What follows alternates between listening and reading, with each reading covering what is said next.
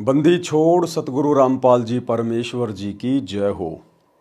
परम पिता परमात्मा सारी सृष्टि के रचनहार कुल मालिक असंख्य ब्रह्मांडों के स्वामी जगत गुरु तीनों लोकों में प्रवेश करके सबका भरण पोषण करने वाले राजाधिराज आत्माधार नाथों के नाथ देवों के देव महादेव सर्वेश्वर महेश्वर मृत्युंजय अजरो अमर आदि अनादि सनातनी प्रभु जगत पिता जगदीश्वर श्री श्री 1008 की उपाधि के वास्तविक अधिकारी अकाल मूरत शब्द स्वरूपी राम वासुदेव सर्वगतम ब्रह्म परम पूज्य प्रथम पूज्य परम संत परम पुरुष परम धनी परम दयालु सत्य कबीर हक्का कबीर अल्लाहु कबीर अल्लाहु अकबर बाखबर अल्लाह ताला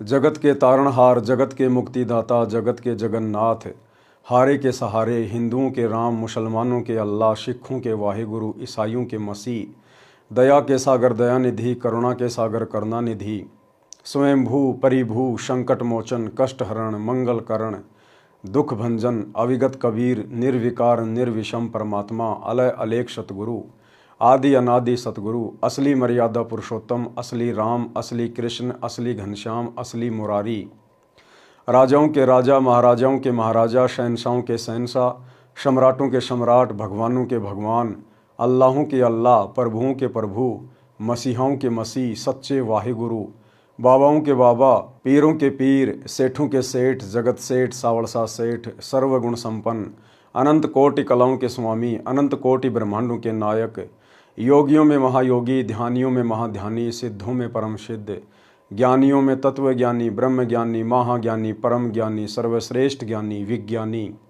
युवा कबीर समर्थ कबीर असमवात अमित ओजा सच्चे रहनुमा करीम अल्लाह सुभान अल्लाह दुनिया के अंतिम पैगंबर 8 सितंबर 1951 से गांव धनाना जिला सोनीपत हरियाणा भारतवर्ष की पावन भूमि पे प्रकट रियल कल्कि भगवान श्री नारायण साकार हरि श्री बाबा साहिब नूर अनंत परमात्मा संत श्रोमणी सतगुरु रामपाल जी परमेश्वर जी के चरण कमल में साध संगति से जुड़े हुए देश विदेश से आप और हम सभी सत्सेवक भाई बहनों का अनंत कोटि दंडोत प्रणाम।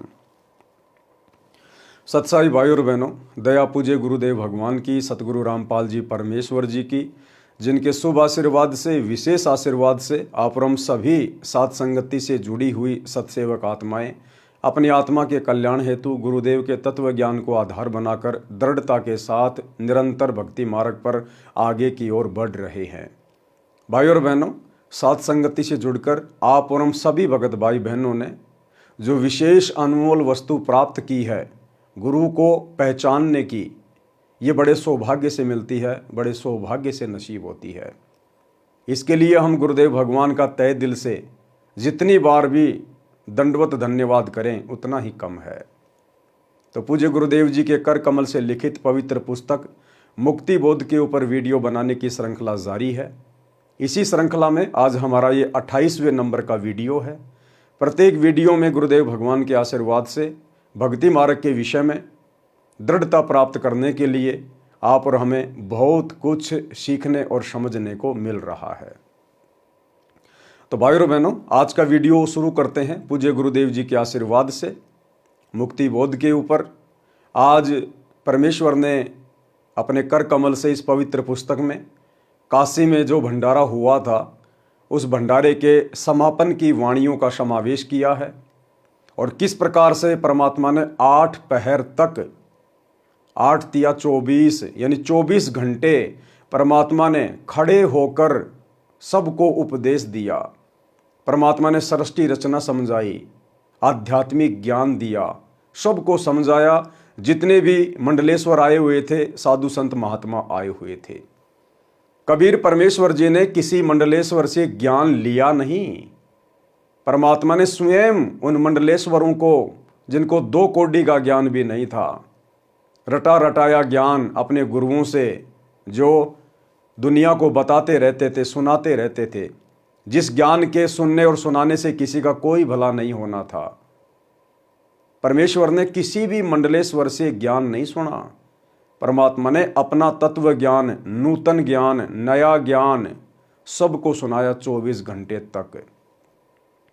और वर्तमान में गुरुदेव भगवान की गैर हाजिरी में इन सतलोक आश्रमों में क्या हो रहा है झलक तो आप जी देख ही रहे होंगे यूट्यूब पर, सोशल मीडिया पर। इन्होंने अपना जो सोशल मीडिया एक पेज बना रखा है, फेसबुक का चैनल, सा न्यूज़ चैनल, उस पर ये लोग अपनी मूर्खता वाली पोस्ट शेयर करते ही रहते हैं।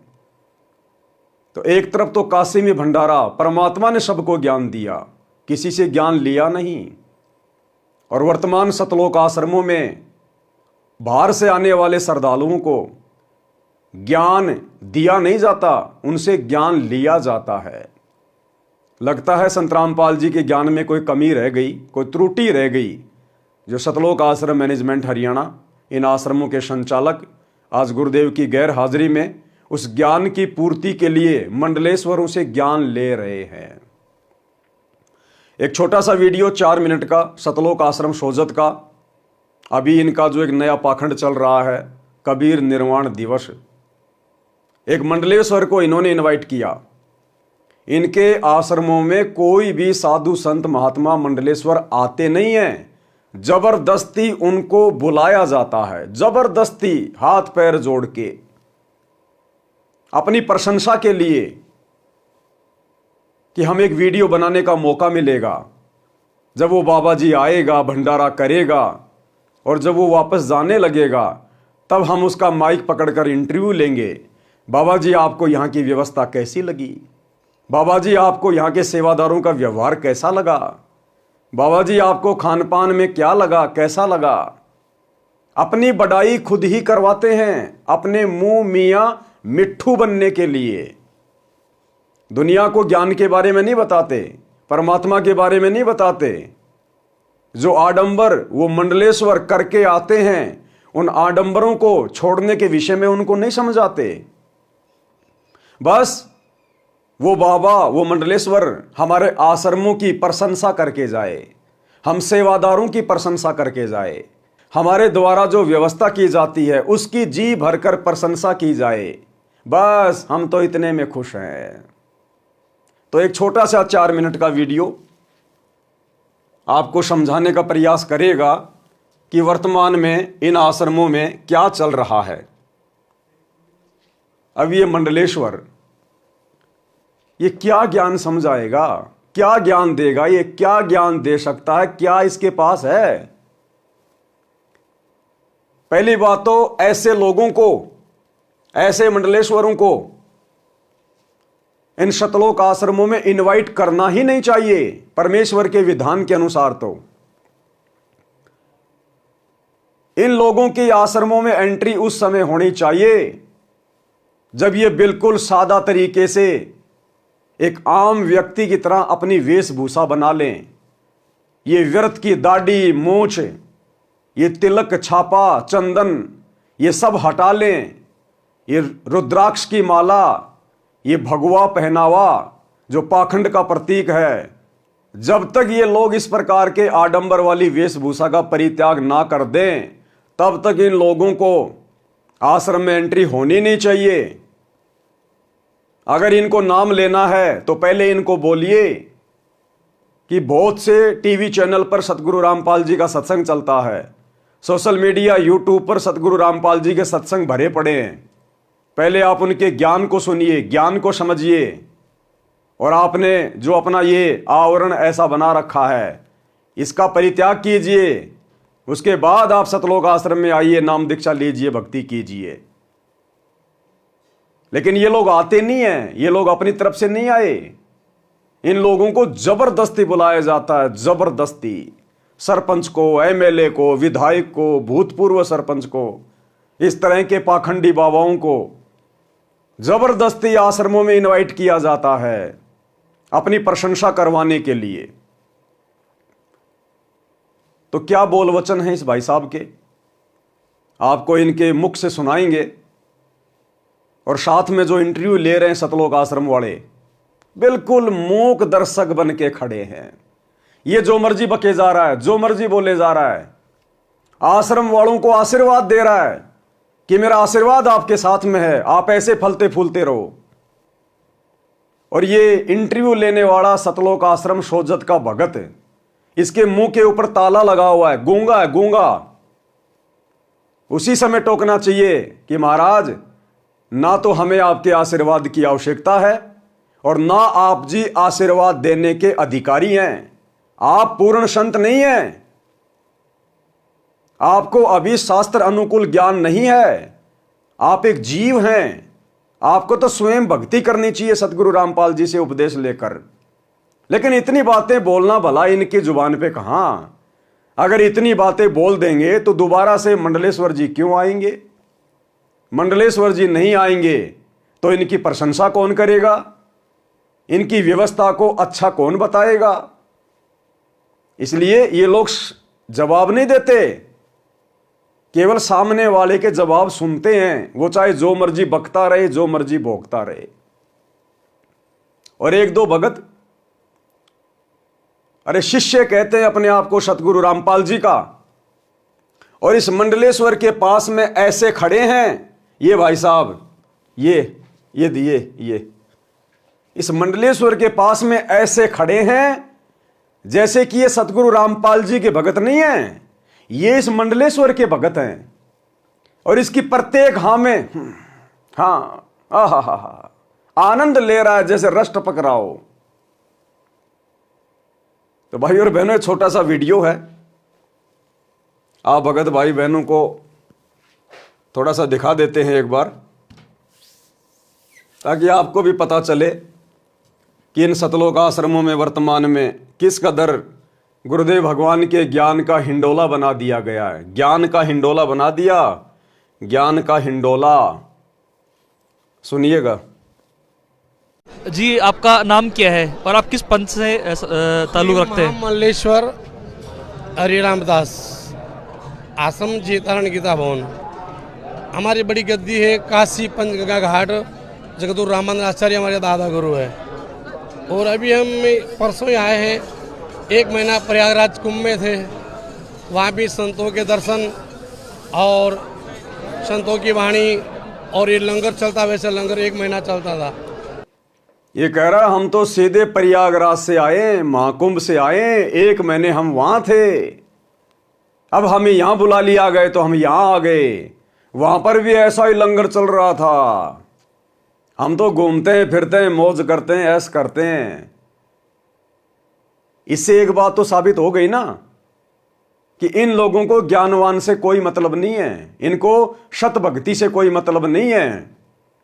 अभी तो इनकी मौज मच रही है, हजारों की लाखों की संख्या में इनके शिष्य हैं। अभी इनको भक्ति और भगवान की आवश्यकता नहीं है। इसको जबरदस्ती बुलाया गया है, जबरदस्ती इन लोगों से ज्ञान लेने के लिए, क्योंकि संत रामपाल जी का ज्ञान आधा अधूरा है। इसलिए सतलोक आश्रम मैनेजमेंट हरियाणा को सतलोक से भी ऊपर का ज्ञान चाहिए। सतगुरु रामपाल जी के आशीर्वाद से सतलोक आश्रम मैनेजमेंट हरियाणा की बात नहीं बन रही। उनसे ऊपर कोई आशीर्वाद देने वाला हो, उस आशीर्वाद की आवश्यकता है। और ये बाबा जी आशीर्वाद देंगे, सबको देंगे। ये काल की सूक्ष्म चाल है, ऐसे ठगता काल, समझाएंगे आपको, सुनिएगा। दर्श परस मंजन कर पाना, जैसे भी यहाँ होता है ना, वैसे प्रयाग में होता था। दर्श परस मंजन कर पाना, हरे कोटि के वेद पुराना। अब आप लोग सब क्यों आए इतने जने? यानी जैसे कपड़ा गंदा होता है ना, तो कपड़े का मैल तो साबुन से, सर्फ से दूर होता है, पर अंत कौन पाप रूपी जो मैल है ना, वो संतों की सत्संग की, उनकी वाणी से, उनके दर्शन से दूर होता है। तो आप लोग धन्यवाद हैं जो संतों के दर्शन और वाणी सत्संग करने आए हैं। आप जैसा कोई भाग्यशाली नहीं है, क्योंकि एक घड़ी आदि में पुण्यात, तुलसी सत्संग कोई साधु की हरे कोटि अपराध। तो सत्संग ज़्यादा ना कर पाए तो घड़ी पल भी करना चाहिए। यानी जैसे 1000 मन घास का ढेर हो और एक आग की चिंगारी गिर गई हो तो देखते थे जल के भस्म। इसी प्रकार संतों की सत्संग, संतों की वाणी, अगर एक शब्द भी जीवन में उतर गया हो तो जन्मांतर बिगड़ा हुआ है ना, वो सारे कर्म जल के और शुद्ध पवित्र बन जाता है और परमात्मा के धाम में वो पहुंच सकता है। तो आप धन्यवाद हैं। यहाँ पर आपने आश्रम देखा है, सारी व्यवस्थाएं देखी, आप आगे भी गए। संत रामपाल जी महाराज जी के जो आश्रम की जो व्यवस्था है, इसके बारे में क्या बोलना चाहेंगे आप? ये व्यवस्था हम देख के अति प्रसन्न है। जो नियम से व्यवस्था होनी चाहिए, जो मर्यादा की व्यवस्था होनी चाहिए, वो व्यवस्था पूरी सही रूप से चल रही है। ये देखो कितने ध्यान से सुन रहे हैं, ये देखो देखो, ये इनको देख के आपको ये नहीं लगेगा ये संत रामपाल जी के भगत हैं, आपको ये लगेगा ये इस मंडलेश्वर के भगत हैं। देखो कितने ध्यान से सुन रहे हैं, कितने ध्यान से सुन रहे हैं, जैसे कि ये ज्ञान इन्होंने कभी अपने गुरु जी से सुना ही नहीं कि जब ये सतनाम हृदय धर्यो भयो पाप को नाश, और जैसे चिंगारी अग्नि की पड़े पुरानी घास। जो बातें गुरुदेव अपने हर सत्संग में बताते हैं,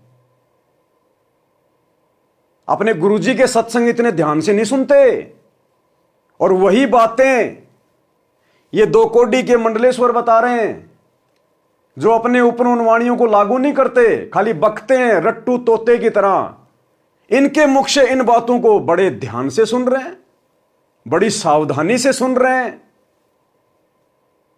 तो ये हैं हमारे भगत भाई सतलोक आश्रमों से। इसके चारों तरफ ऐसे मंडरा रहे हैं जैसे बहुत बड़ी कोई हस्ती आ गई हो,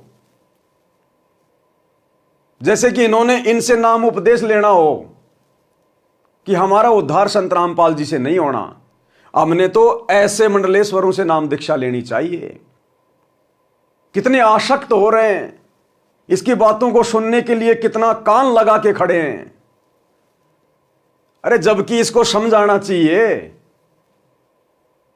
कि बाबा जी बाबागिरी बहुत दिन कर ली, इस आश्रम में आप आए हो, सत्संग सुने आपने? सत्संग तो कहां सुनेगा बेचारा, सत्संग तो आश्रम में होता ही नहीं। खुद भगत ही आश्रमों में सत्संग नहीं सुनते, ये कहां से सुन लेगा? तो बैठ के इसको सत्संग सुनाना चाहिए था 1 घंटे, और फिर बोलते बाबा जी अब आपकी क्या राय है? आप संत कहलाने के अधिकारी नहीं हैं, आप तो खुद भी नरक में जाने की तैयारी कर रहे हो और अपने हजारों भक्तों की भी नरक की टिकट काट रहे हो। अगर ज्ञान समझ में आ गया तो सतगुरु रामपाल जी से उपदेश ले लो, अपना आत्म कल्याण कराओ। कंठी माला सुमरणी पहने से क्या होए, ऊपर ढूंढो साधु का अंतर राख्या खोए। इसको इस प्रकार की बातें कहनी चाहिए जो इसको चोट लगे। लेकिन ये सतलोक आश्रम वाले अपने वीआईपी गेस्ट को नाराज नहीं कर सकते। बाढ़ में जाए संत रामपाल जी का ज्ञान, कोई नाम ले या ना ले, ये अपने वीआईपी गेस्ट को नाराज नहीं कर सकते, अन्यथा ये दोबारा नहीं आएगा। दोबारा नहीं आएगा तो फिर इनको वीडियो बनाने का मौका कैसे मिलेगा? अभी आशीर्वाद भी देगा सबको, देखना, सारे भक्तों को, आश्रम वालों को आशीर्वाद भी देगा। और ये 1.5 फुट का डंडा लेके खड़ा है सा न्यूज चैनल वाला, ये चुपचाप आशीर्वाद ले रहा है, सुन रहा है, जबकि इसको टोकना चाहिए। हमारा आशीर्वाद है भगवान इससे और ज़्यादा अच्छा सुंदर व्यवस्था बने। हमारा आशीर्वाद है भगवान इससे और ज़्यादा अच्छा सुंदर व्यवस्था बने। हमारा आशीर्वाद है भगवान इससे और ज़्यादा अच्छा सुंदर व्यवस्था बने। हमारा आशीर्वाद है, क्योंकि पहले उसने क्या किया, सवाल है कि महाराज जी आपको यहां आश्रम की व्यवस्था कैसी लगी? ज्ञान गया बाढ़ में कि सर आपको सतगुरु रामपाल जी का ज्ञान कैसा लगा? क्योंकि ज्ञान तो इसको सुनाया ही नहीं, सत्संग तो सुनाया नहीं, तो सवाल क्या खाक करेंगे? सर आपको यहां की व्यवस्था कैसी लगी? बस इनको तो अपनी व्यवस्था की चिंता है। और ये कह रहा है हमारा आशीर्वाद है इससे भी अच्छी व्यवस्था आप लोगों की बने, जैसे कि पहले इसी के आशीर्वाद से पूरी व्यवस्था चल रही है। चलो ये तो कह सकता है, नादान आदमी है, अज्ञानी है, ज्ञान नहीं है, इनकी तो आदत है सबको आशीर्वाद देना। लेकिन ये कौन है? ये देखो, ये ऐसे देख रहे हैं जैसे कोई चील कौवा देखता है।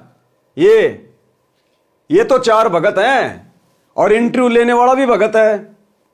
इनके मुंह के अंदर पत्थर घुसे हुए हैं क्या? जब इसने आशीर्वाद दिया तो क्या टोकना नहीं चाहिए था? रोकना नहीं चाहिए था? इसने कहा और आप लोग चुपचाप रहे, इसका मतलब आपने इसके आशीर्वाद को स्वीकार कर लिया।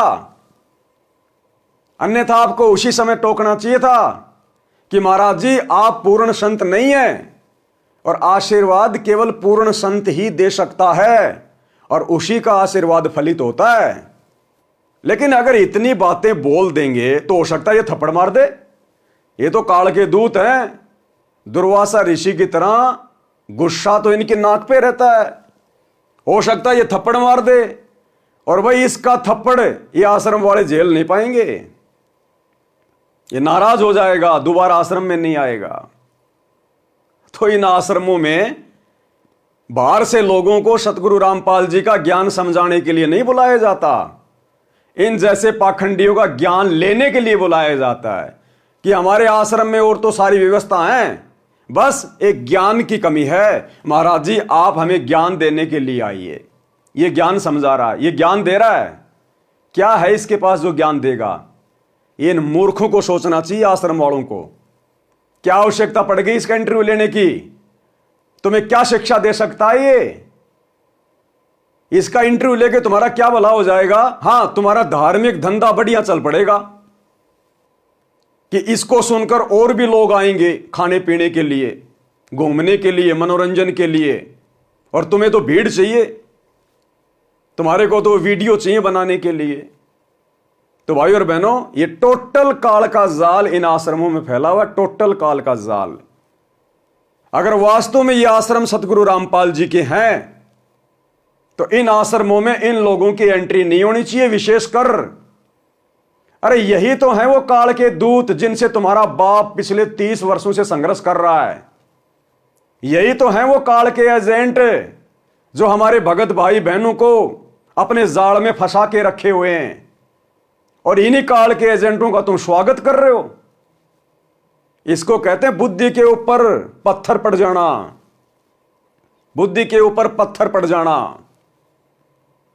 आगे क्या कह रहे हैं महाशय जी? आशीर्वाद दे रहे हैं, और ले लो आशीर्वाद।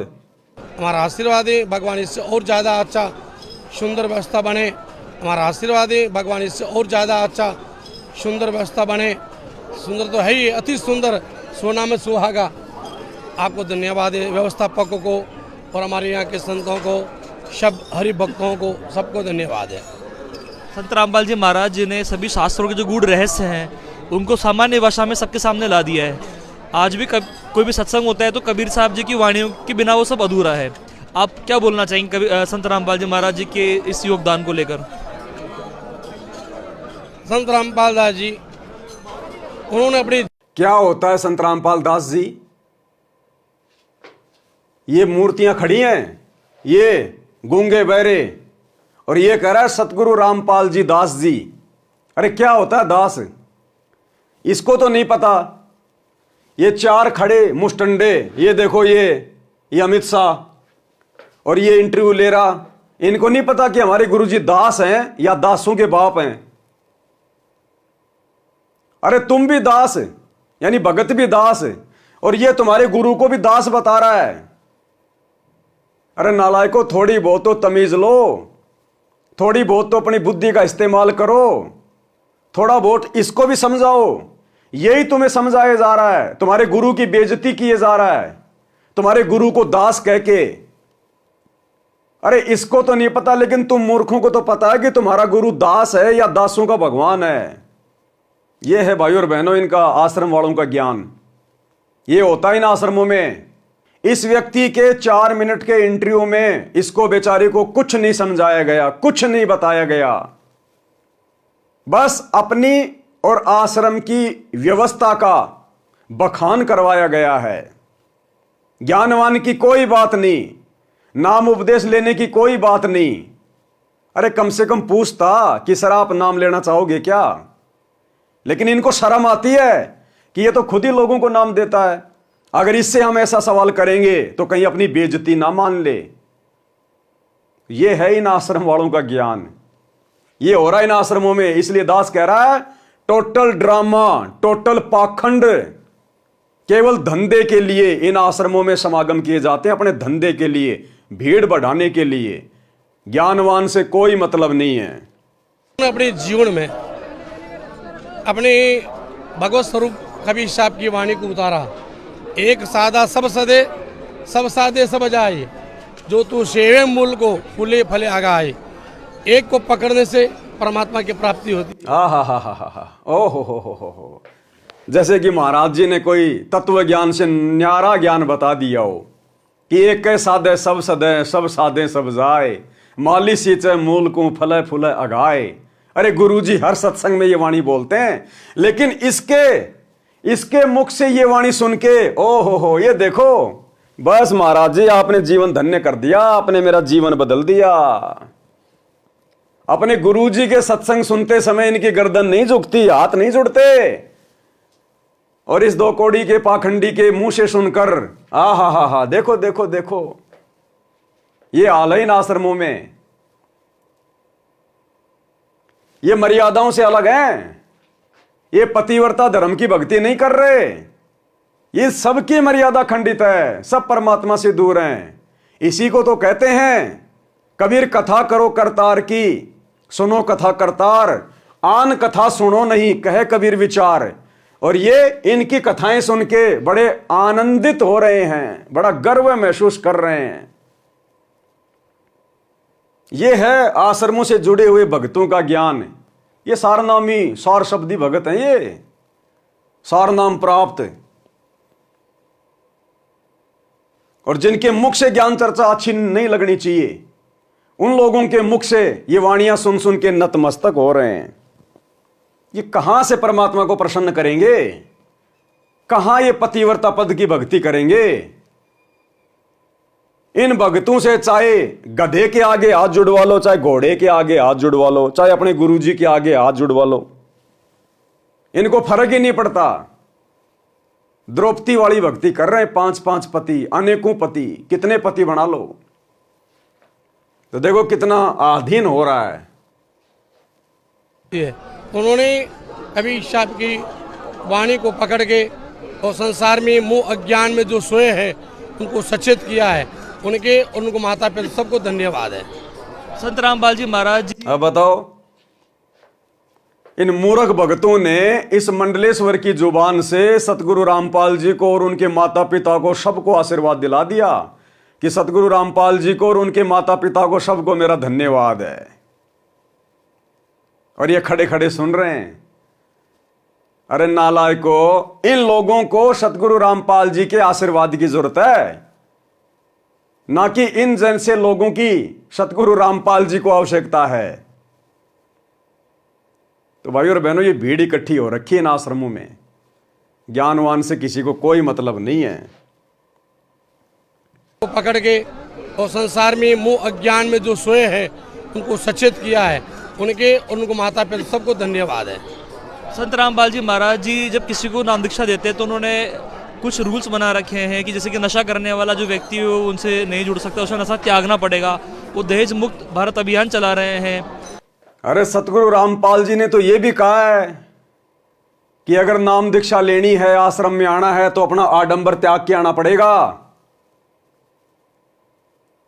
हमारे आश्रम मंदिर है, मंदिर, और यह है शास्त्र विरुद्ध साधना का प्रतीक। आडंबर, पाखंड, क्यों एंट्री दे रहे हो इनको? इनसे इसके ऊपर सवाल करो ना कि आपको क्या समझ में आया। आप इतनी दूर से आश्रम में आए हैं, आपको ज्ञान सुन के क्या समझ में आया? क्या आप अपनी आत्मा का कल्याण करवाना चाहते हैं? क्या आप नाम दीक्षा लेना चाहते हैं? ऐसा मौका आपको फिर नहीं मिलेगा। नाम दीक्षा ले लो, आश्रम में आए हुए हो। ये ढोंग, ये पाखंड छोड़ दो। परमात्मा धरती पे आए हुए हैं संत रामपाल जी के रूप में, आप उनके शिष्य बन जाइए। इस व्यक्ति को इस प्रकार से समझाना चाहिए। लेकिन इनको अपने दामाद की तरह आश्रम में बुला लिया, बढ़िया बढ़िया खिला दिया और अपने आश्रम की प्रशंसा करवा के सहसम्मान इसको विदा कर दिया। इसलिए आश्रम खोले हैं क्या? नशा मुक्त भारत अभियान चला रहे हैं, इसके बारे में आप क्या बोलना चाहेंगे? अगर इस प्रकार का नहीं चलाएंगे आप, ये भगवान के पास जाना है, सत मार्ग के द्वारा परमात्मा तक पहुंचना, सतलोक तक, तो आपको एक कुरीति सब छोड़नी पड़ेगी। अगर सतलोक जाना है, परमात्मा तक जाना है, तो आपने कुरीतियां छोड़नी पड़ेंगी। और ये क्या है? ये दाढ़ी, मोछ, ये छापा, तिलक, ये कंठी माला, ये क्या है? ये कुरीतियां नहीं है? अरे ये कुरीतियां नहीं है क्या? तो ये भगत, ये मूर्ख भगत हाथ जोड़ के ये किसके उपदेश सुन रहे हैं?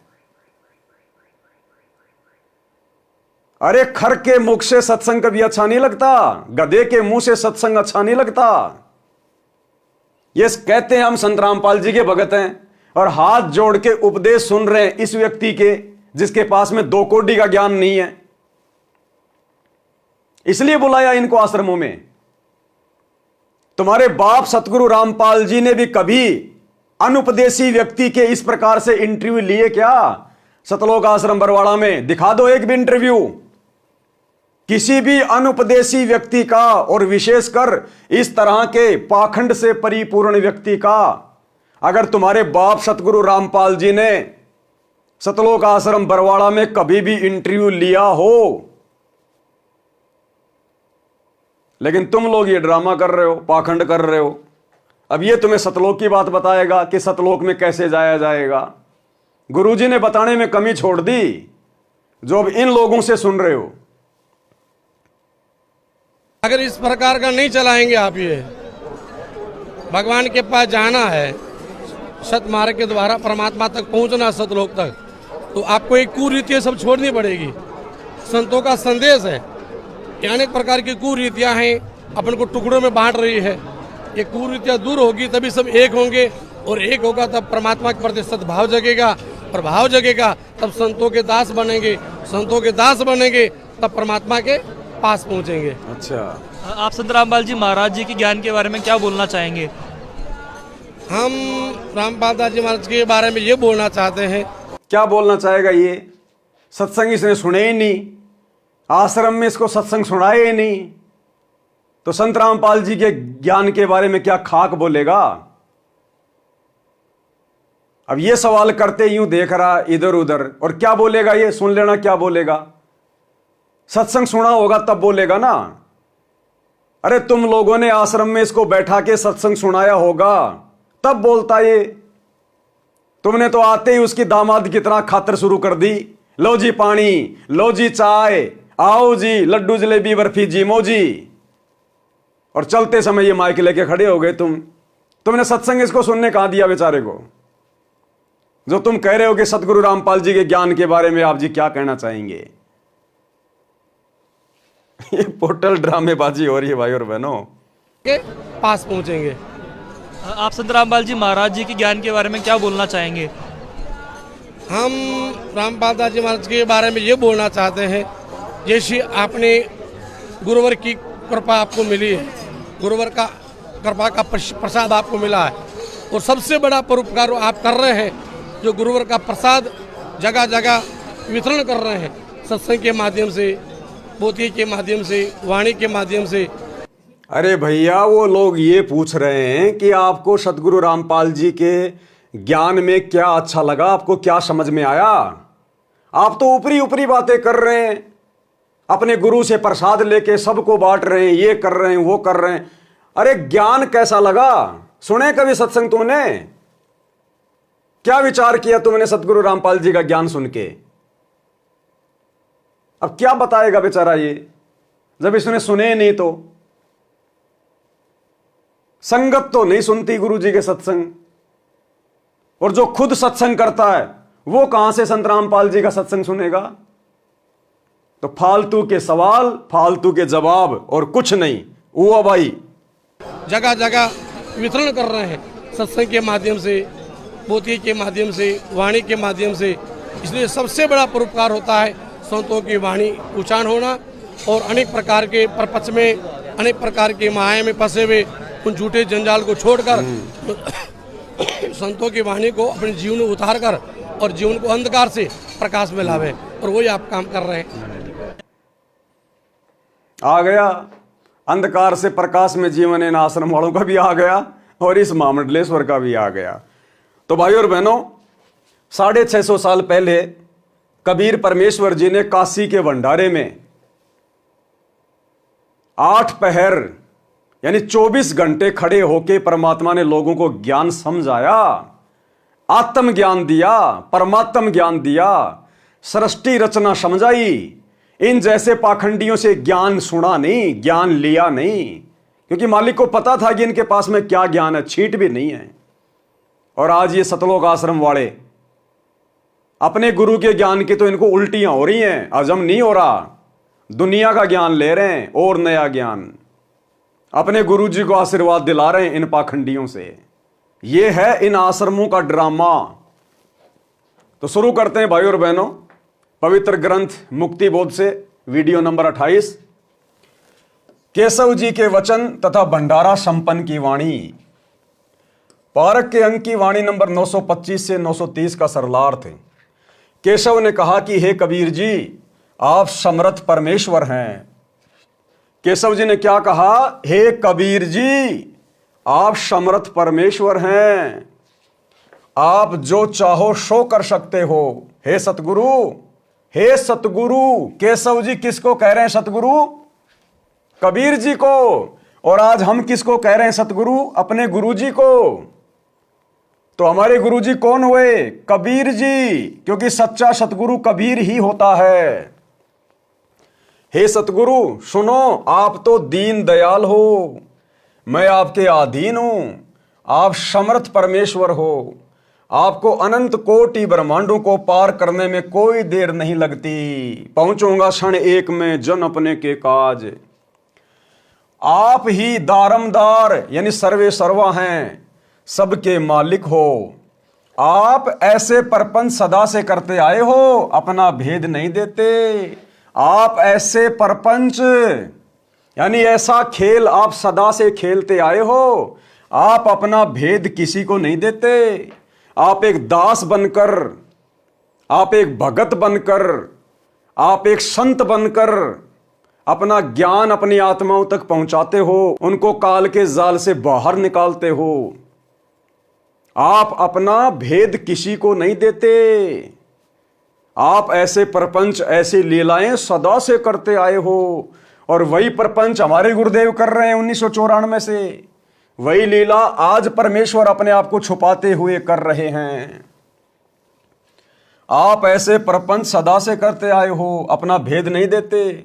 आप सबके उत्पत्ति करता हो, मोक्ष दाता हो। क्या हो? मोक्ष दाता, भक्ति मुक्ति के दाता सतगुरु, भटकत प्राण फिरंदा, उस साहिब के हुक्म बिना नहीं तरवर पात हिलंता। तो भक्ति और मुक्ति का दाता कौन? सतगुरु। भक्ति मुक्ति के दाता सतगुरु, मोक्ष दाता हो, सुख के सागर हो, जीवन के सच्चे साथी हो। आप सर्व सृष्टि का ताना बुनने वाले जुलाहा हो, यानी सर्व ब्रह्मांडों के रचनहार हो। पारक के अंक की वाणी नंबर 931 से 939। केशव चले सब धाम को, 9 लख बोडी लीन, गरीब दास बंधन किया, बाजत हैं सुरबीन। केशव और कबीर जित मिलन भये तहां एक, दास गरीब कबीर हरि धरते नाना भेख। जब परमात्मा काशी का भंडारा संपन्न करके और सभी को सतलोक के लिए प्रस्थान करने लगे, तो उस समय सिकंदर लोदी ने देखा कि केशव जी कबीर परमात्मा में समा गए, और सारी की सारी बालद, 9 लाख बैल और लाखों सेवादार एक क्षण में अंतर्ध्यान हो गए। एक क्षण में केशव और कबीर जित मिलन भये तहां एक, दास गरीब कबीर हरि धरते नाना भेख। बंजारे और बैल सब लाए थे भरमाल, गरीब दास सतलोक को चले गए तत्काल। आवत जाते ना लखें कौन धाम प्रकाश, गरीब दास साहबू जी है कहाँ गए हरिदास। वो 9 लाख बैल और लाखों सेवादार ना तो किसी को आते हुए दिखाई दिए और ना किसी को जाते हुए दिखाई दिए। और जब अचानक से वो गायब हो गए, तो शाह यानी बादशाह सिकंदर लोदी, गरीब दास सा बूझ है, सिकंदर लोदी बूझ रहा है, पूछ रहा है कहां गए हरिदास, कि आपके भगत कहां गए, वो सेवादार कहां गए। आवत जाते ना लखें कौन धाम प्रकाश, गरीब दास साहबू जी है कहाँ गए हरिदास। हरि में हरि के दास हैं दासन के हरि पाश। अब क्या कह रहे हैं परमात्मा कि हरि में हरि के दास हैं, कि भगत के शुद्ध हृदय में ही भगवान निवास करता है। जो दास बन जाता है, भगत बन जाता है, फिर वो परमात्मा, वो सतगुरु उसके अंदर ही निवास करता है शब्द रूप में। क्या कह रहे हैं परमात्मा, हरि में हरि के दास हैं, यानी परमात्मा में ही भगत समाया हुआ है। यहां परमात्मा ये बात क्यों बोल रहे हैं कि हरि में हरि के दास हैं? इसलिए कि मैं खुद ही केशव बंजारा बन के आया हूं। मैं खुद ही एक दास की भूमिका कर रहा था। वो केशव बंजारा मेरे अंदर ही है, यानी मैंने ही डबल रोल किया था। हरि में हरि के दास हैं, और जितने भी सेवादार आए थे, 9 लाख बैल आए थे, वो सब मेरी शब्द शक्ति से उत्पन्न थे और वापस मेरे शब्द में समा गए मेरे अंदर। हरि में हरि के दास है और दासन के हरि पास। और जो दास बन जाता है उसके पास फिर हरि यानी परमात्मा यानी सतगुरु सदा रहता है शब्द रूप में। हरि में हरि के दास हैं दासन के हरि पास, गरीब दास पद अगम गति साहत की उदास। अब ये सारी बातें सुन के जो सातकी था, सिकंदर लोदी का धार्मिक गुरु, जिसने उस भंडारे की झूठी चिट्ठियां डाली थी परमात्मा को बदनाम करवाने के लिए, काशी छुड़वाने के लिए, ये सारी बातें सुन के वो जल भुन रहा था। सारी बातें सुन के वो जल भुन रहा था, उदास सा हो गया। और क्या बोला, चलो सिकंदर बादशाह क्यों बिरथा बखत गमाए, गरीब दास उस पीर के तन मन लागी भाए। और वो शेख तकी क्या बोला सिकंदर को, चलो सिकंदर बादशाह क्यों बिरथा बखत गमाए, बखत यानी समय, क्यों फालतू में इस कबीर के साथ में बात करके अपना समय बर्बाद कर रहा है, चलो यहां से। जेता शहर कबीर का हमरे बहुत अनेक, गरीब दास सातकी के लगी जुबान मेख। अब जब परमात्मा ने ये कहा ना कि भाई वो जिस देश से आए थे, जिस नगर से आए थे, वो सेवादार 9 लाख बैल जिस शहर से आए थे वो भाई वहीं वापस चले गए। तो शेख तकी ने सिकंदर लोदी से कहा, परमात्मा से ईर्ष्यावश बातें करते हुए, कि चलो चलो बादशाह, इस कबीर के जैसे शहर, इस कबीर के जैसे नगर तो हमारे बहुत हैं, चलो चलो यहां से। जब उसने इतनी बात कही तो उसी समय उसकी जुबान के ऊपर ताला लग गया, यानी वो गूंगा हो गया शेख तकी। क्योंकि परमात्मा ने उसको अंत तक बहुत मौका दिया, बहुत मौका दिया सुधरने का, लेकिन हर बार वो परमात्मा का विरोध करता रहा, परमात्मा में मीन मेख निकालता रहा, उनको नीचा दिखाने का यत्न करता रहा, जान से मारने का प्रयास करता रहा। अंत में वो गूंगा हो गया, गूंगा बहरा। जेता शहर कबीर का हमरे बहुत अनेक, गरीब दास सातक की कह लगी जुबान मेख। गुंग भय बोले नहीं नहीं जुबाब जुबान, गरीब दास मार्या पर्या बिन सर करो कमान। गुंग भय बोले नहीं, गूंगा हो गया, आवाज नहीं निकली। उसके बाद पूरी जिंदगी फिर वो तड़प तड़प के मरा, भुगत के मरा, गूंगा बहरा रहा पूरी जिंदगी। एता दोष धरे कहां दगद जमी आसमान, गरीब दास सुनिए नहीं गुंग द्वार मुख कान। कि उसने परमात्मा में दोष निकाल के, परमात्मा का विरोध करके उसने इतना पाप कमा लिया, इतना दोष कमा लिया कि उससे संभाला नहीं गया और अंत में पूरी जिंदगी गूंगा बहरा रहा। पारक के अंक की वाणी नंबर 931 से 939 का सरलार्थ। केशव रूपधारी परमेश्वर कबीर जी ने सब बैलों तथा बंजारों को आज्ञा दी कि तुम शवधाम को चलो, यानी सतलोक को चलो। इतना कहते ही सब चल पड़े, गंगा दरिया पार कर गए। कुछ देर बाद सिकंदर राजा ने देखा तो 9 लाख बैल, 1 लाख सेवादार, कोई भी दिखाई नहीं दिया। तब सिकंदर लोदी राजा ने केशव से पूछा कि हे केशव, वे सब कहाँ गए? केशव बोला कि सतलोक से आए थे, सतलोक चले गए। मैं भी चलता हूं, यूं कहकर केशव कबीर जी में समा गए। सिकंदर लोदी और शेख तकी की आंखों के सामने वो केशव कबीर परमात्मा के अंदर समा गया। देखते देखते उसके बावजूद भी शेख तकी की आंख नहीं खुली। इसलिए परमात्मा कहते हैं कि राज त्यागना सहज है, सहज औरत का ने, भाई मान बड़ाई ईर्ष्या दुर्लभ तजना ये। यूं कहकर केशव कबीर जी में समा गए। संत गरीबदास जी ने कहा है कि कबीर परमेश्वर स्वयं ही भिन्न भिन्न रूप बनाकर लीला करते हैं। जैसे कि आज परमेश्वर अपने आप को छुपाकर लीला कर रहे हैं। बंजारे तथा बैल माल भरकर लाए थे, सतलोक में तत्काल चले गए। शेख तकी जो सिकंदर राजा का मंत्री व पीर था, उसके तो तन मन में आग लग गई और राजा से कहने लगा कि चलो, क्यों यहां समय व्यर्थ कर रहे हो? जैसा कबीर का शहर है ऐसे हमारे अनेक हैं। इसने क्या भंडारा किया है, महोछासा किया है, हम ऐसे ऐसे 100 भंडारे कर देंगे।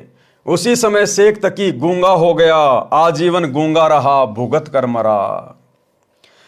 गरीब कोई कहे जग जो नार करी है, कोई कहे महोछा, बड़े बड़ाई किया करें गाड़ी काट ओछा। अर्थात कोई तो कह रहा था कि दिल खोलकर रुपया खर्चा है, जग जोनार यानी धर्म यज्ञ जीवनवार की है। कोई कह रहा था कि महोछा किया है। महोछा उसे कहते हैं जो किसी बूढ़े के लिए पंडित के द्वारा थोपा हुआ धर्म किया जाता है। उसमें घटिया कपड़ा, घटिया घी डालडा लगता है, कंजूसी करता है, 100 के स्थान पर 10 रुपए खर्च करने की कोशिश करता है, उसे महोछा कहते हैं। यानी मजबूरी में किया गया धर्म यज्ञ, मजबूरी में किया गया अनुष्ठान, उसको कहते हैं महोछा। बड़े लोग यानी अच्छी आत्मा तो यज्ञकर्ता की बड़ाई करते हैं, ओछा यानी दुष्ट आत्मा गाली देता है, उसे बिसराता है, घटिया बताता है। उपरोक्त वाणियों का कथा रूप सरलार्थ, जब सब षड्यंत्र फैल हो गए तब सब काशी के पंडित काजी मुल्लाओं ने सभा करके निर्णय लिया कि कबीर एक निर्धन जुलाहा है, हम इसके नाम से पूरे हिंदुस्तान में चिट्ठी भिजवा देते हैं कि कबीर सेठ पुत्र नीरू जुलाहा कॉलोनी बनारस वाला 3 दिन का भोजन भंडारा धर्म यज्ञ करने जा रहा है। सब अखाड़े वाले बाबा साधु संत आमंत्रित हैं, साथ में अपने सर्व शिष्यों को अवश्य लाएं। 3 दिन प्रत्येक भोजन के पश्चात प्रत्येक साधु संत ब्राह्मण काजी मुल्ला पीर पैगंबर ओलिया को एक एक दोहर, एक मोहर तथा जो कोई सूखा सीधा आटा मिठाई घी दाल चावल भी लेना चाहे तो वह भी दिया जाएगा। अब भैया सतलोक आश्रम वालों, अगर तुम वही दिव्य धर्म यज्ञ दिवस वर्तमान में कर रहे हो, अरे तुम लोग जो दिव्य धर्म यज्ञ दिवस करते हो ना, और इतना प्रचार कर रहे हो, उसके बाद भी तुम्हारे आश्रम में जगत वाले लोग नहीं आते। अरे तुम्हें प्रचार ढंग से नहीं करना आता। क्या बता रहे हैं परमात्मा? शेख तकी से शिक्षा लो। शेख तकी ने क्या लिखा, क्या प्रचार किया, तुम भी उसी प्रकार से जगह जगह पोस्टर लगाओ और लिखो कि संत रामपाल जी 3 दिन का भंडारा कर रहे हैं और भंडारे में आने वाले को प्रत्येक बार भोजन करने के बाद 1 सोने की मोहर और 1 दोहर दी जाएगी। तुम तो कहते हो हमारे आश्रम में कोई आता नहीं, 3 दिन से पहले कोई जाएगा नहीं, और इतनी भीड़ आ जाएगी, इतनी भीड़ आ जाएगी, तुम्हारे को नया आश्रम खोलना पड़ जाएगा। तो थोड़ा बहुत बुद्धि का इस्तेमाल करो, दिमाग लगाओ, शेख तकी की तरह प्रचार करो भाई। वो दोहर और मोहर के चक्कर में 18 लाख लोग आ गए साधु संत। अगर उसमें दोहर और मोहर का जिक्र ना होता तो खाली भोजन करने के लिए 1000 किलोमीटर से कोई नहीं आता। तो तुम लोगों को अगर भीड़ जमा करनी है, भीड़ इकट्ठा करनी है इन आश्रमों में, तो खाली भंडारा भंडारा भंडारा भंडारा करने से नहीं होगी। भंडारा तो सभी खाते हैं अपने घर पे। 50 रुपए का लड्डू जलेबी लेके कोई भी खा लेगा अपने घर पे। 200 रुपए का एक किराया देके तुम्हारे आश्रम में 50 रुपए के लड्डू जलेबी खाने आएंगे लोग। तो प्रचार करो तो ढंग से करो कि आओ कितनी बार भी लड्डू जलेबी बर्फी खाओ, प्रत्येक बार 10 ग्राम सोना और 1 दोहर दी जाएगी। फिर देखो भीड़, अरे फिर देखो कुंभ फैल हो जाएगा, कुंभ, इतनी भीड़ आ जाएगी। तीनों दिन प्रत्येक भोजन के पश्चात प्रत्येक साधु संत ब्राह्मण काजी मुल्ला पीर पैगंबर ओलिया को 1 दोहर 1 मोहर तथा जो कोई सूखा सीधा आटा मिठाई घी दाल चावल भी लेना चाहे तो वो भी दिया जाएगा। दोहर एक लोई होती थी जो उस समय की सबसे महंगी तथा उपयोगी कंबल मानी जाती थी, जिसको अमीर लोग ही ओढ़ते थे।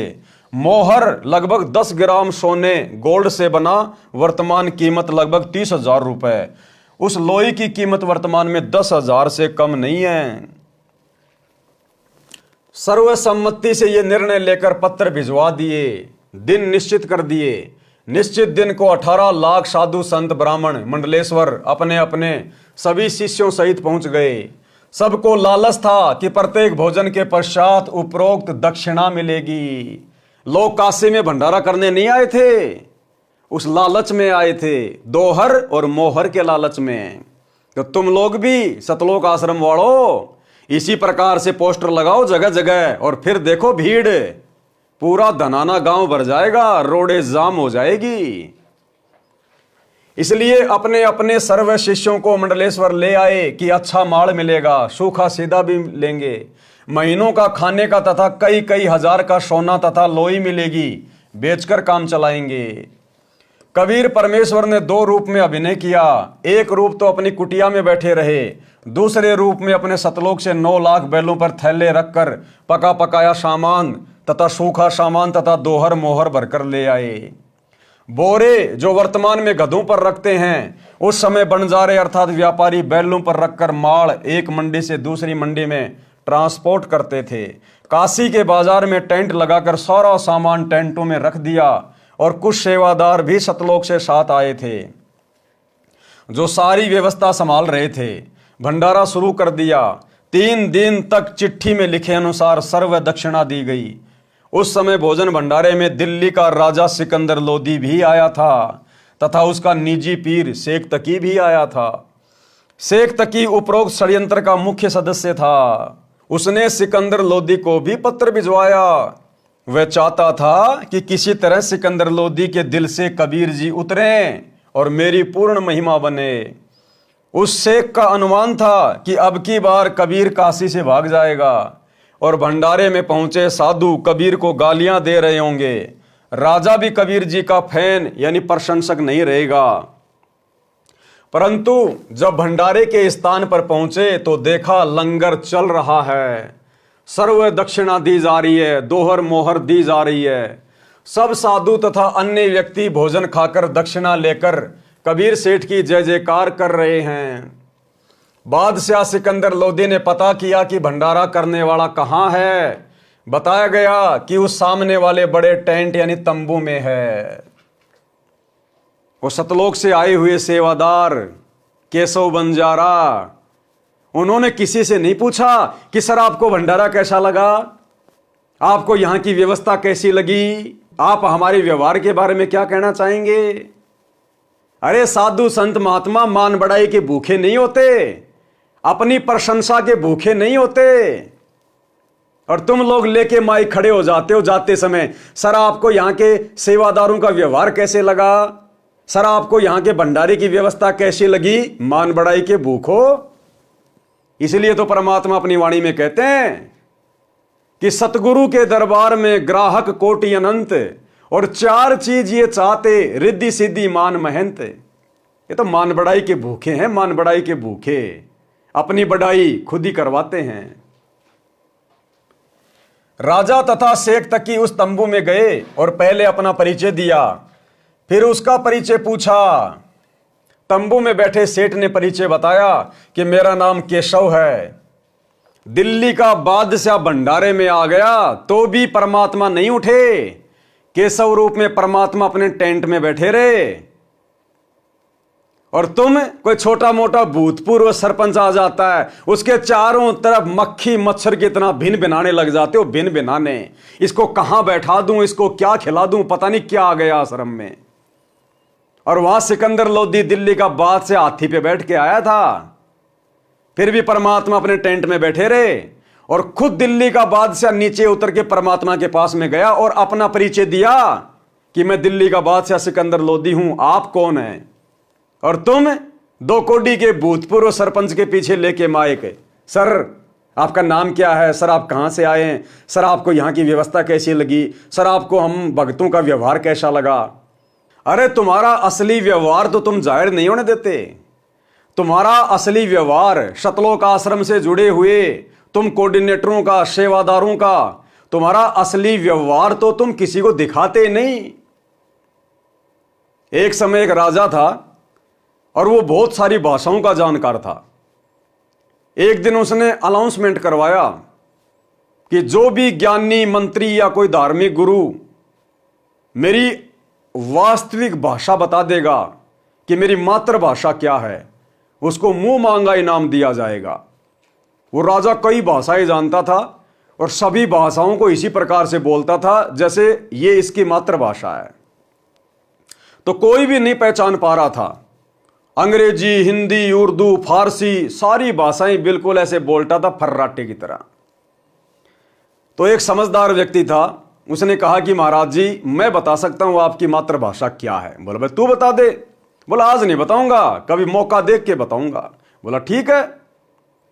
अब बरसात का टाइम था, बरसात हो गई।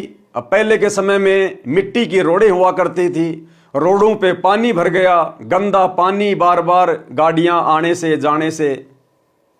अब राजा जी घोड़े गाड़े जुड़वा के रेड़ों में बैठ के, और राजा जी उसी रोड से जा रहे थे सज धज के, बढ़िया कपड़े पहन के। उस व्यक्ति ने क्या किया कि मौका अच्छा है राजा को उसकी मातृभाषा बताने का। वो भी बराबर से बैलगाड़ी लेके और जोर से दौड़ा, बैलों को मारा और जोर से बैल दौड़े राजा के बराबर से। और जैसे ही उसकी गाड़ी का टायर पानी में गिरा, ऐसे ही वो कीचड़ राजा के ऊपर जाके लगा, उसके मुंह पे। राजा के सारे कपड़े खराब। अब राजा को कहां सहन हो। उसी समय राजा उसको मां बहन की गालियां देने लगा, मां बहन की गालियां। तुरंत वो आदमी नीचे उतर के आया और कहा राजन क्षमा करना, यह है आपकी मातृभाषा। आपकी असली मातृभाषा यह है, जिस भाषा में आप गालियां दे रहे हो ना, यह है आपकी मातृभाषा। तब राजा को एहसास हुआ कि भाई वास्तव में आदमी चाहे कितना ही पढ़ ले, कितना ही लिख ले, लेकिन जो मातृभाषा रहती है उसको आदमी कभी नहीं भूलता। तो ये सतलोक आश्रम मैनेजमेंट हरियाणा वाले इन दुनिया वालों से अपनी प्रशंसा करवाते हैं, सर यहां सेवादारों का व्यवहार कैसे लगा। अरे अगर उन लोगों को मुझ पवन दास की मार पिटाई वाली वीडियो दिखाए जाएं कि किस प्रकार से तुम सतलोक आश्रम वाले मुख्य व्यक्ति, बड़े बड़े कोऑर्डिनेटर, स्टेट कोऑर्डिनेटर मुझ पवन दास को घर में घुस के जानवर की तरह मार रहे हो, भगत भाई बहनों को मां बहन की गालियां निकाल रहे हो, तेरे मुंह में मुतूंगा रंडी का बीज, तेरी लड़की को कोठे पे बैठा दूंगा। स्टेट कोऑर्डिनेटर देशराज महेंद्र का लड़का अमित मां बहन की गालियां निकाल रहा है। उत्तर प्रदेश का स्टेट कोऑर्डिनेटर संजीव हुड्डा रंडी का बीज कह रहा है भक्तों को। यह है तुम्हारा असली व्यवहार, यह है तुम्हारा असली आचरण, जो बेचारे उन भोले भाले दुनिया वालों को नहीं पता। तो भैया ये फालतू में नौटंकियां करना छोड़ो और मर्यादा में रह के परमात्मा की भक्ति कर लो। ये ड्रामे करते हुए असंख्य युग हो गए। राजा तथा शेख तकी उस तंबू में गए और पहले अपना परिचय दिया, फिर उसका परिचय पूछा। तंबू में बैठे सेठ ने परिचय बताया कि मेरा नाम केशव है, मैं बंजारा हूं। कबीर जी मेरे मित्र हैं, उनका मेरे पास संदेश गया था कि एक छोटा सा भंडारा करना है, कुछ सामान लेकर आना। मेरा भी निमंत्रण भेजा था। राजा सिकंदर लोदी ने पूछा कि कबीर जी क्यों नहीं आए। केशव रूपधारी परमेश्वर ने कहा, मैं जो बैठा हूं उनका नौकर, वे मालिक हैं, इच्छा होगी तब चले आएंगे। उनकी कृपा तथा आदेश से सब ठीक चल रहा है, आप जी भी भोजन करें। राजा ने कहा, पहले उस सुभान अल्लाह के दर्शन करूंगा। और दूसरी बात भाई और बहनों, उस भंडारे की, उस भंडारे में परमात्मा ने अपनी तरफ से कोई लड्डू जलेबी बर्फी नहीं बनाए थे। जिन जिन मिठाइयों के नाम शेख तकी ने लिखे थे, परमात्मा ने उस हिसाब से मिठाइयां तैयार करवाई थी। और इन आश्रमों में लड्डू जलेबी बर्फी, लड्डू जलेबी बर्फी, लड्डू जलेबी बर्फी। अरे परमात्मा ने तो मजबूरी में लड्डू जलेबी बर्फी दुनिया को खिलाई थी, अपनी तरफ से नहीं खिलाई। तो क्या ड्रामा चल रहा है तुम लोगों का इन आश्रमों में? राजा ने कहा पहले उस सुभान अल्लाह के दर्शन करूंगा, बाद में भोजन करूंगा।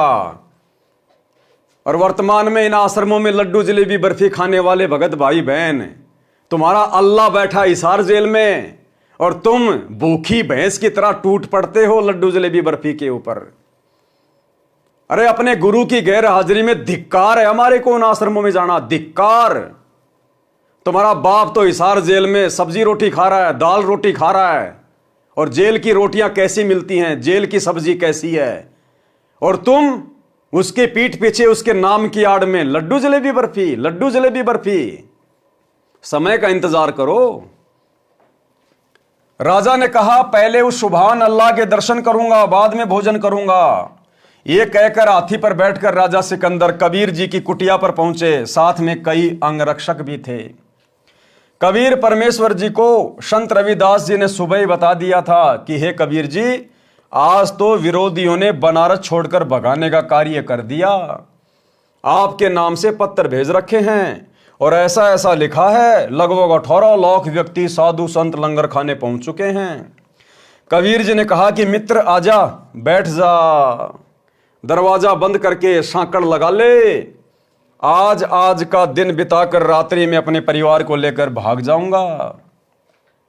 यानी जैसा रिएक्शन रविदास जी ने दिया वैसा ही रिएक्शन परमात्मा ने दे दिया। जब भगत ने ही अपने गुरु को भगवान नहीं माना तो भगवान कैसे अपने आप को भगवान बताएगा? रविदास जी ने कहा कि भगवान आज तो काशी से भगाने का पूरा बंदोबस्त कर दिया इन लोगों ने। 18 लाख लोग आ गए लंगर खाने, हम कहां से करवा देंगे? क्यों भाई? अगर रविदास जी को विश्वास होता कि ये कबीर ही परमात्मा है, सारी सृष्टि का रचनहार है, जो तीनों लोकों में प्रवेश करके असंख्य आत्माओं को प्रतिदिन भोजन करवा रहा है, तो 18 लाख को भोजन नहीं करवाएगा? अरे बाकी समय भी तो उन 18 लाख को यही परमात्मा भोजन करवा रहा था। लेकिन रविदास जी को पूर्ण तत्व ज्ञान नहीं था। उन्होंने कबीर जी को अपना गुरु अवश्य बना रखा था, लेकिन वो परमात्मा नहीं मानते थे। जब परमात्मा कबीर जी ने देखा कि भगत तो भाई बैकी बैकी बातें कर रहा है, तो परमात्मा ने भी उसी हिसाब से जवाब दिया कि भैया सांकड़ लगा ले, दरवाजा बंद कर ले, दिन दिन काट लो, रात को यहां से निकल लेंगे अपन। तो परमात्मा ने भी भगत के अनुसार ही जवाब दिया। कई अन्य शहर गांव में निर्वाह कर लूंगा, जब उनको कुछ खाने को मिलेगा ही नहीं तो झल्लाकर गाली गलौज करके चले जाएंगे। हम सांकड़ खोलेंगे ही नहीं, यदि किवाड़ तोड़ेंगे तो हाथ जोड़ लूंगा कि मेरा सामर्थ्य आप जी को भंडारा कराने का नहीं है। गलती से पत्थर डाले गए, मारो भावे छोड़ो। दोनों संत माला लेकर भक्ति करने लगे। मुंह बोले माता पिता तथा मृतक जीवित किए हुए लड़का तथा लड़की सुबह सैर करने को गए थे। इतने में दिल्ली के बादशाह सिकंदर लोदी ने दरवाजा खटखटाया। संत रविदास जी ने कहा, प्रभु लगता है अतिथि यहां पर भी पहुंच गए। डर गए रविदास जी। कबीर जी ने कहा कि देख सुराग से बच्चे तो नहीं आ गए हैं। रविदास जी ने देखकर बताया कि नहीं। क्या कबीर परमात्मा अंतर्यामी नहीं थे क्या? क्या उनको पता नहीं था कि दरवाजे पर कौन आया है, बच्चे आए हैं या सिकंदर लोदी आया है? लेकिन 650 साल पहले भी परमात्मा ने अंतर्यामीपना नहीं दिखाया। फिर आज हिसार जेल में बैठकर कैसे परमात्मा अंतर्यामीपना दिखाएंगे? तो वही लीला आज चल रही है। जैसा गुरुजी को उनके परिवार के द्वारा राग द्वेष ईर्ष्या में आकर अन्य भक्तों की गुरुजी के सामने शिकायत की जाती है, प्रार्थना लगाई जाती है, गुरुजी वैसा ही जवाब दे देते हैं, वैसा ही जवाब। जबकि गुरुजी को तो सब पता है कि कौन गलत है, कौन सही है, कौन गुरुद्रोही है, कौन गुरुमुखी है। तो गुरुजी अंतर्यामीपना नहीं दिखाएंगे, जबकि वर्तमान में तो 2014 बरवाला कांड के बाद से परीक्षा चल रही है। इस परीक्षा के समय में तो बिल्कुल भी अंतर्यामीपना नहीं दिखाएंगे। अरे जब 650 साल पहले नहीं दिखाया, रविदास जी को कह रहे हैं कि देख बच्चे घूम के आए हैं या फिर कोई और आ गया। जब उस समय अंतर्यामीपना नहीं दिखाया तो आज भी नहीं दिखाएंगे। तो भाई और बहनों, गुरुदेव भगवान के द्वारा जो भगत भाई बहनों की 9 एंट्रियां की जा रही हैं, पीले पर्चे आ रहे हैं, हम सत्सेवकों को गुरुद्रोही कहा गया है। उस परमात्मा को पता है कि कौन सही है कौन गलत है, लेकिन जैसा गुरुदेव के काल प्रेरित परिवार के द्वारा गुरुदेव को एक मानुष मानकर, अपने जैसा जीव मानकर उनके सामने जैसा झूठ परोसा जाता है, परमात्मा वैसा ही जवाब दे देते हैं। रविदास जी ने देखकर बताया कि नहीं, कोई और ही है। 2-3 बार दरवाजा खटखटाकर राजा सिकंदर ने अपना परिचय देकर बताया कि आपका दास सिकंदर आया है, आपके दर्शन करना चाहता है। परमेश्वर कबीर जी ने कहा, राजन आज दरवाजा नहीं खोलूंगा, मेरे नाम से झूठी चिट्ठियां भेज रखी हैं, लाखों संत भगत पहुंच चुके हैं, रात्रि होते ही मैं अपने परिवार को लेकर कहीं दूर चला जाऊंगा। सिकंदर लोदी ने कहा, परवरदिगार आप मुझे नहीं बहका सकते। अरे भैया, आप तो बह के बहकाए थे। सिकंदर लोदी तो बहकाया था, ये तो खाली नौटंकी कर रहा झूठी। अगर सिकंदर लोदी को वहां पर कोई भोजन भंडारे की व्यवस्था नहीं दिखाई देती, अगर परमात्मा ने 9 लाख बैलों के ऊपर वो भोजन पानी की व्यवस्था नहीं की होती, वहां टेंट नहीं लगाए होते, दोहर मोहर नहीं बांटी जा रही होती, तो उन साधु संतों के कहने से इतनी जनता को देखकर सिकंदर लोदी फिर से कबीर परमात्मा को पकड़कर खूनी हाथी के नीचे डालने का आदेश दे देता। लेकिन सिकंदर ने तो देख लिया था कि भंडारा लग रहा है, दुनिया खा रही है, सोने की मोहर और दोहर बांटी जा रही है, तब जाके आधीन हुआ कि परवरदिगार आप मुझे नहीं बहका सकते। अगर वहां भंडारा नहीं चल रहा होता, उस समय मानते सिकंदर लोदी को, फिर भी जाकर कहता कि परवरदिगार आप मुझे नहीं बहका सकते, आप तो अल्लाह हो, परमात्मा हो। सिकंदर लोदी ने कहा, परवरदिगार आप मुझे नहीं बहका सकते, मैं आपको निकट से जान चुका हूं, आप एक बार दरवाजा खोलो, मैं आपके दर्शन करके ही जलपान करूंगा। परमेश्वर की आज्ञा से रविदास जी ने दरवाजा खोला तो सिकंदर लोदी मुकुट पहने पहने ही चरणों में लौट गया और बताया कि आप अपने आप को छिपाकर बैठे हो, आप अपने आप को छिपाकर बैठे हो। आपने कितना सुंदर भंडारा लगा रखा है, आपका मित्र केशव आपके संदेश को पाकर सर्व सामान लेकर आया है, आपके नाम का अखंड भंडारा चल रहा है। अब सिकंदर लोदी कह रहा है कि मैं आपको पहचान चुका हूं, और फिर क्या कह रहा है कि आपने बहुत सुंदर भंडारा लगा रखा है, आपका मित्र केशव बंजारा सारी व्यवस्था संभाल रहा है। अरे कहां समझ गया भगवान को? अरे कबीर परमेश्वर की 650 साल पहले पारिवारिक स्थिति क्या थी? खुद का पेट भी मेहनत करके बड़ी मुश्किल से भरते थे। तो सिकंदर लोदी ने इतना भी दिमाग नहीं लगाया कि ऐसे गरीब आदमी का ऐसा कौन बंजारा फ्रेंड है, मित्र है, जो 18 लाख लोगों के लिए भंडारे की व्यवस्था कर देगा कबीर जी के कहने से। जिस कबीर के पल्ले 100 रुपए नहीं, उस कबीर के कहने से सोने की दोहर मोहर 18 लाख लोगों को, 18 लाख लोग आए थे और कम से कम लोगों ने 10-10 बार भोजन किया होगा। 18 लाख इंटू 10 कितनी मोहर हो गई? 1 करोड़ के आसपास, 1 करोड़ सोने की मोहर 10-10 ग्राम की। उस निर्धन कबीर जुलाए के कहने से भला ऐसा कौन उसका मित्र है जो इतना बड़ा भंडारा कर देगा, जो राजा भी नहीं कर सकता। तो सिकंदर ने इतना भी दिमाग नहीं लगाया कि जो केशव के रूप में बैठा है वो कबीर का मित्र है या कबीर ही सारी लीला कर रहा है। तो भाई उस समय किसी ने कुछ नहीं समझा परमात्मा को, केवल जुबान से कहते थे, बाकी समझा किसी ने नहीं था। आपका मित्र केशव आपके संदेश को पाकर सर्व सामान लेकर आया है। आपके नाम का अखंड भंडारा चल रहा है।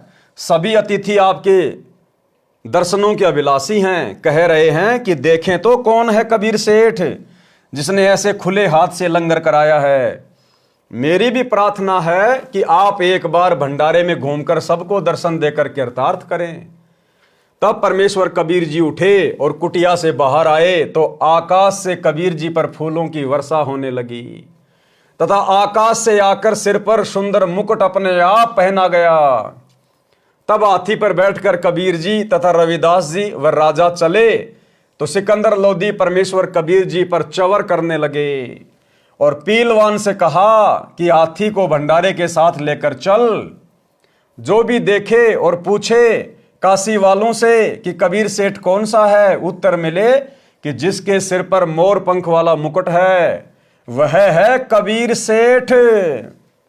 जिसके सिर पर मोर पंख वाला मुकुट है। आपने गुरुजी के छोटे कलयुगी भाई महेंद्र का इंटरव्यू सुना कि एक दिन मेरी आत्मा निकल के ऊपर ब्रह्मांड में गई और श्री कृष्ण जी के रूप में मुझे विष्णु भगवान के दर्शन हुए। उनके सिर पर मोर पंख लगा हुआ था। महेंद्र ने क्या कहा था? उनके सिर पर मोर पंख लगा हुआ था। पर दास ने क्या बताया भाई बहनों को कि वो विष्णु नहीं था, श्री कृष्ण नहीं था। सतगुरु रामपाल जी भगवान कृष्ण का रूप बनाकर उस महेंद्र को दर्शन दिए थे। तो कौन था वो मोर पंख वाला? उत्तर मिले कि जिसके सिर पर मोर पंख वाला मुकुट है वह है कबीर सेठ, जिस पर सिकंदर लोधी दिल्ली के बादशाह चवर कर रहे हैं। सब एक स्वर में जय जयकार बोल रहे थे, जय हो कबीर सेठ की। जैसा लिखा था वैसा ही भंडारा कराया है। ऐसी व्यवस्था कहीं देखी न सुनी। भोजन खाने का स्थान बहुत लंबा चौड़ा था। उसमें घूमकर फिर वहीं पर आए जहां पर केशव टेंट में बैठा था।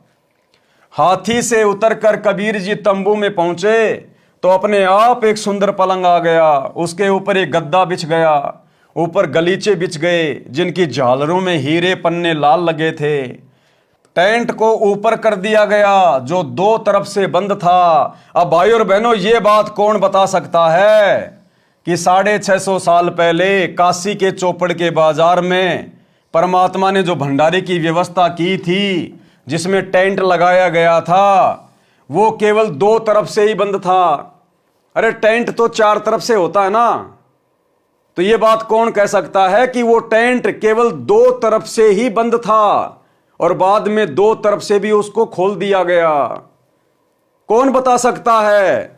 जिसने वो भंडारा करवाया हो, जिसने आंखों से देखा हो।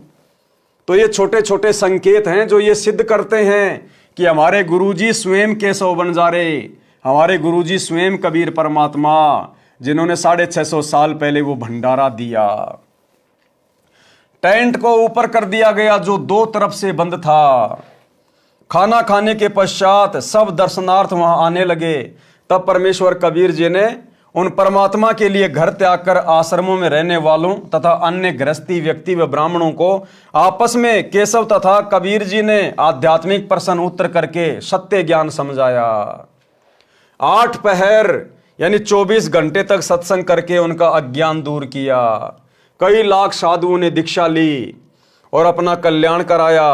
विरोधियों ने तो परमेश्वर का बुरा करना चाहा था, परंतु परमात्मा को इकट्ठे करे कराए भगत मिल गए अपना ज्ञान सुनाने के लिए। उन भक्तों को सतलोक से आया हुआ उत्तम भोजन कराया, जिसके खाने से अच्छे विचार उत्पन्न हुए।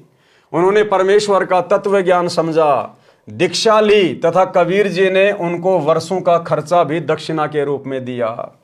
सब भंडारा पूरा करके सर्व सामान समेटकर बैलों पर रखकर जो सेवादार आए थे वे चल पड़े। तब सिकंदर लोधी, शेख तकी, कबीर जी, केशव जी तथा राजा के कई अंग रक्षक भी खड़े थे। अंग रक्षक ने आवाज लगाई कि बैल धरती से 6 इंच ऊपर चल रहे हैं। राजा के बॉडीगार्ड ने आवाज लगाई कि देखो रे देखो, ये बैल तो धरती से ऊपर चल रहे हैं, पृथ्वी पर पैर नहीं रख रहे। ये लीला देखकर सब हैरान थे। फिर कुछ देर बाद देखा तो आसपास तथा दूर तक न बैल दिखाई दी और न ही बंजारे और ना सेवक। सिकंदर लोदी ने पूछा, हे कबीर जी, बंजारे और बैल कहाँ गए? परमेश्वर कबीर जी ने उत्तर दिया कि जिस परमात्मा के लोक से आए थे उसी में चले गए। उसी समय केशव वाला स्वरूप देखते देखते कबीर जी के शरीर में समा गया। राजा सिकंदर ने कहा, हे अल्लाहू अकबर, मैं तो पहले ही कह रहा था कि ये सब आप कर रहे हो, अपने आप को छिपाए हुए हो। शेख तकी तो जल भुन रहा था, कहने लगा कि ऐसे भंडारे तो हम अनेकों कर दें, ये तो मौछा सा किया है, हम तो जग जोनार कर देते। मौछा कहते हैं वह धर्म अनुष्ठान जो किसी पुरोहित द्वारा पितर दोष मिटाने के लिए थोपा गया हो। उसमें व्यक्ति बताए अनुसार आइटम मन मारकर सस्ती कीमत से लाकर पूरे करता है, हाथ सिकोड़ कर लंगर लगाता है। और जग जोनार उसे कहते हैं जिसके घर कई वर्षों उपरांत संतान उत्पन्न होती है तो दिल खोलकर खर्च करता है, भंडारा करता है जो खुले हाथों से। संत गरीबदास जी ने उस भंडारे के विषय में जिसकी जैसी विचारधारा थी वो बताई। गरीब कोई कहे जग जोनार करी है, कोई कहे मौछा, बड़े बड़ाई करया करें गाड़ी काटे ओछा। भावार्थ है कि जो भले पुरुष थे वे तो बड़ाई कर रहे थे कि जग जोनार करी है, जो विरोधी थे ईर्ष्यावश कह रहे थे कि क्या खाक भंडारा किया है, ये तो मौछा सा किया है। जब शेख तकी ने ये वचन कहे तो गूंगा तथा बहरा हो गया, शेष जीवन पशु की तरह जिया। अन्य के लिए उदाहरण बना दिया कि अपनी ताकत का दुरुपयोग करना अपराध होता है, उसका भयंकर फल भोगना पड़ता है। केशव आन भया बंजारा, षटदल की निहास है। परमेश्वर कबीर जी स्वयं आकर केशव बंजारा बने।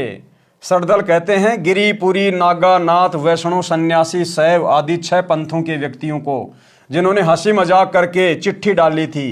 परमात्मा ने यह सिद्ध किया कि भगत सच्चे दिल से मेरे पर विश्वास करके चलता है तो मैं उसकी ऐसे सहायता करता हूं। यानी परमात्मा 650 साल पहले सतगुरु की भी भूमिका निभा रहे थे और एक भगत की भी और एक निर्धन व्यक्ति की भी।